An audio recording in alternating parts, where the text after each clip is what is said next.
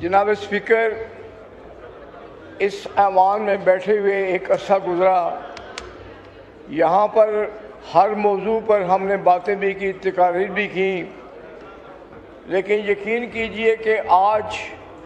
جب میں بات کرنے کی کوشش کرتا ہوں تمہیں بھی ہے تو اندر سے دل دکھی ہے، اور جو کچھ ہوا کاش کہ یہ نہ ہوتا۔ جناب اسپیکر، آپ دیکھیں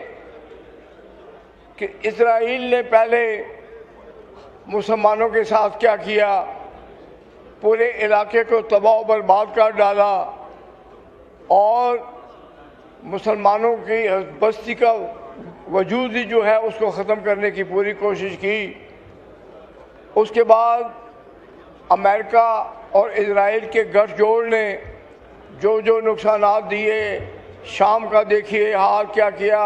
عراق کا حال کیا کیا، لیبیا کے ساتھ کیا کیا۔ کہنے کا مقصد یہ ہے کہ یہ کتنی افسوسناک بات ہے کہ کچھ طاقتیں ایسی ہیں جو مسلمانوں کو درپے کرنے کی کوشش ہر وقت کرتی رہتی ہیں، اور یہ جو ایران پر حملہ کیا گیا اور جس طرح یہ سارے لوگوں نے، وہاں کے قائدین نے جام شہادت نوش کیا، میں سمجھتا ہوں کہ یہ دن ہمیں حضرت امام حسین رضی اللہ تعالیٰ کے جو یوم شہادت ہے اس کی یاد دلاتا ہے کہ جو کچھ بھی کیا گیا، میں سمجھتا ہوں کہ انسانیت ساری زندگی اس پہ ماتم کرتی رہے تو بھی کم ہے جتنا ظلم ایران میں کیا گیا۔ جناب اسپیکر، یہ کیسے ممکن ہے کہ ایک طرف وہ طاقتیں جو چاہیں وہ کریں اور دوسری طرف کوئی اپنے حقوق کی بات کرے تو ان کے سر قلم کرنے کے لیے پہنچ جائیں؟ یہ کہاں کا انصاف ہے، یہ کہاں کا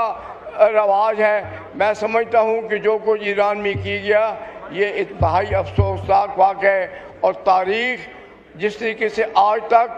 حضرت امام حسین رضی اللہ تعالیٰ کو یاد کرتی ہے، ان کے رفقا کار کو یاد کرتی ہے، اسی طرح تاریخ ایران کے ان لوگوں کو بھی اسی طریقے سے یاد کرے گی، اور یہ دوسرا میدان کربلا بنا ہے جو کچھ ہوا۔ جناب اسپیکر، آج حالت یہ ہے کہ امریکہ کے اپنے اندر بھی، ان کے اپنے پارلیمنٹیئرز بھی اپنے پریزیڈنٹ پہ اعتراض کر رہے ہیں اور کہہ رہے ہیں کہ کوئی وجہ نہیں تھی کہ آپ نے ان پر حملہ کروا دیا۔ آج صرف ایک بات ان کے سامنے ہے کہ یہ گریٹر جو ہے اس کو اسرائیل کو بنانا چاہتے ہیں، اور اس کے لیے یہ مسلمانوں کا خون کر رہے ہیں، مسلمانوں کو کمزور کرنے کی کوشش کر رہے ہیں، اور دوسری طرف ہندوستان جو ہے وہ افغانستان سے مل کر روزانہ دہشت گردی کرتا ہے پاکستان کے اندر۔ پاکستان کے نہتے بچوں کو شہید کیا جاتا ہے، یہاں پر ناحق خون بہایا جاتا ہے۔ ہماری جو آرم فورسز ہیں، ہمارے جو دوسرے ادارے ہیں، ان کو روزانہ ان کا قتل و غارت کیا جاتا ہے۔ تو یہ مسلمانوں کے خلاف ایک بہت بڑی سازش ہے جناب اسپیکر۔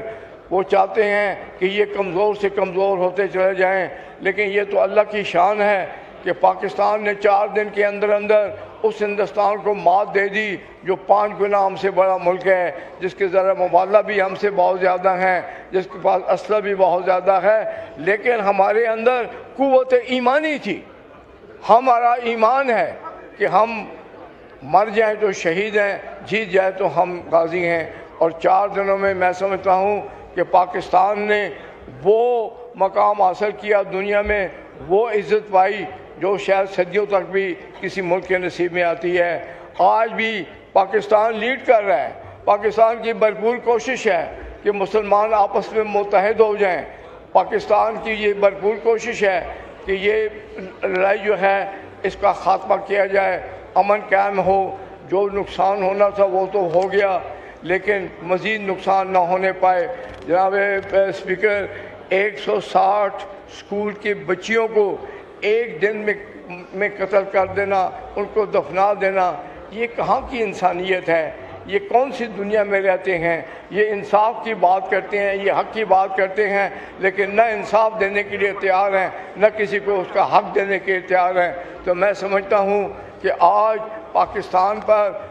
ایک بہت بڑی ذمہ داری آ پڑی ہے، اور پاکستان کے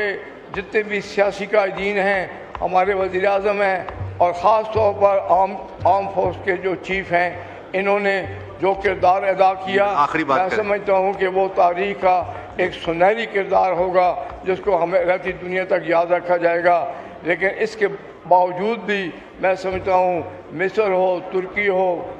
سعودی عرب ہو، پاکستان شکریہ۔